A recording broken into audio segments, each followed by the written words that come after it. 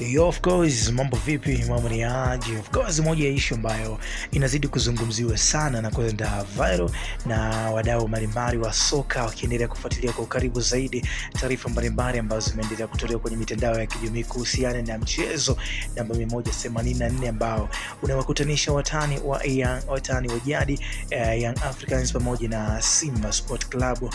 Bana, mchezo huo unatarajiwa kupigwa hivi karibuni, lakini kwa upande wa Young Africans wao wameendelea kuonyesha msimamo wa kutocheza mchezo huu licha ya barua mbalimbali kuweza kupokea kutoka bodi ya ligi, lakini pia kutoka TFF.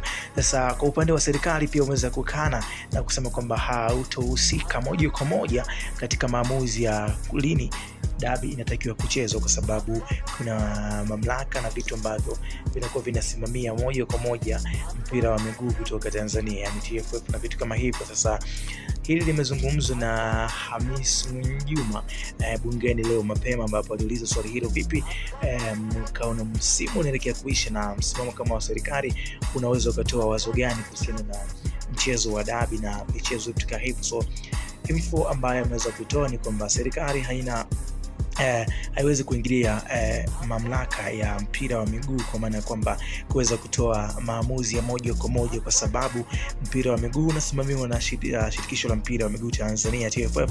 That's why imekuwa ngumu kwa wao kuweza kuingilia hii issue ambayo imekuwa ikisubiriwa na watu wengi sana kupitia mitandao ya kijamii. Sasa kwa upande wa Simba, Ahmed Ally anazungumza yuko okay na timu iko sawa kwa ajili ya kuweza kupambania mchezo huu, na alama 3 zitapatikana tarehe 15 Juni mwaka 2025 kwa njia mbili, aidha wachukue pointi 3 za mezani au waweze kumkanda Young Africans. Yanga pia wako serious na jambo lao, wao hawachezi dabi mpaka matako ambayo watapeleka TFF yaweze kukamilika. Keep enjoying, usipite bila kusubscribe. Keep enjoying.